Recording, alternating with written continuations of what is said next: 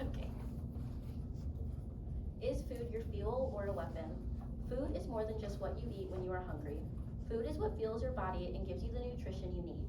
When food is consumed not at all or in complicated ways, these are signs an eating disorder may be forming.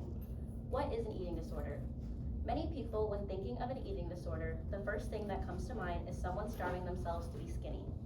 While that is not entirely wrong, there is more to it. According to Weight in America, eating disorders come in different forms. There are 3 types of forms of eating disorders. The most common form that people know of is anorexia nervosa.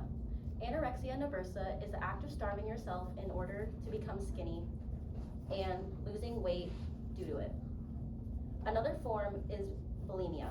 Bulimia is the act of consuming large amounts of food or eating compulsively, and before your body is able to process it, you discard of it. The common term of the action is binge and purge. Often purging is done by forcing yourself to throw up, or there are other ways like incorrect use of laxatives. Lastly, a form that is not very commonly known is called binge eating. Binge eating is consuming food at a fast rate and until you feel sick. It is also eating when you are not hungry. Binge eating is more common in people who are overweight or obese. Eating disorders easily can become dangerous to your body and specifically your digestive system. They also affect your mental health or even result from it. It has been found that eating disorders can be fatal due to the side effects. According to Rosalind Gerwin and Finza Latif, it is found that 25% of deaths are related to anorexia. According to Mayo, eating disorders can lead to a lack of nutrition in your health. As well, your appetite can take a decrease. Other negative side effects include damage to your colon, damage to the esophagus, irritable bowel syndrome, swelling in the parotid glands, slowed gut mobility, GI tract atrophy, superior mesenteric artery syndrome, and more. When it comes to what eating disorders are caused by, a leading cause is beauty standards. What are beauty standards? Beauty standards are standards set by society or culture on how a person should look or act to be considered beautiful. Both women and men are susceptible to these standards. Women beauty standards consist of what USD calls Twiggy culture, or Gerwin and Latif call the thin ideal. This means that women should be skinny to be beautiful. Women are also expected to have thick, well-tamed hair, wear makeup, but make it look natural.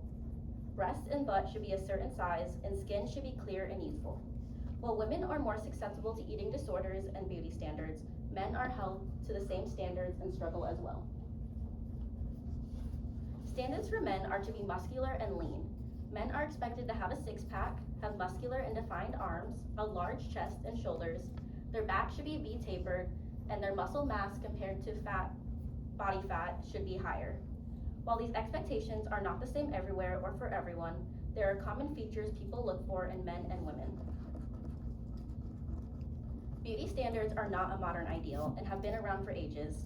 In the past, a woman's beauty was considered their currency and a man's was their strength.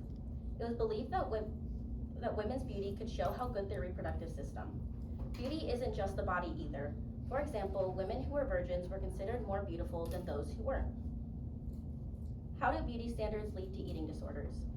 Beauty standards have lots to do with a person's body. People wanting to reach these standards will try to take it to extreme lengths to make it happen. To reach that thin ideal, some people will begin starving themselves, binging and purging, consuming a lower amount of calories, and more. These actions lead to the formation of an eating disorder. As well, Gerwin and Latif mentioned that eating disorders occur from both biological and environmental factors. A large environmental factor is media. Media is everywhere and has become easily acceptable to all ages. Media isn't just social media. Media includes TV, magazines, newspapers, and more. An example of beauty standards in media are magazines. Many magazines showcase models that are deemed to be in the beauty standards. Seeing other people's bodies and looks can affect how other people feel and perceive themselves. Many people tend to start comparing themselves to other people and pick out features on themselves that they wish that they were like someone else's or that they could change. Social media can also become very degrading. Anyone is able to post anything on social media. Sometimes people will even leave comments on other people's appearance for other people to see. These comments can be harmful for anyone who sees them. As well, it is found that many people posted about off-eating habits in 2020. A study had been conducted to confirm that. Another study had proved that passive scrolling on social media led to a higher amount of body dissatisfaction. While media is an environmental effect, it can begin to affect mentality and can begin forming unhealthy habits. How do we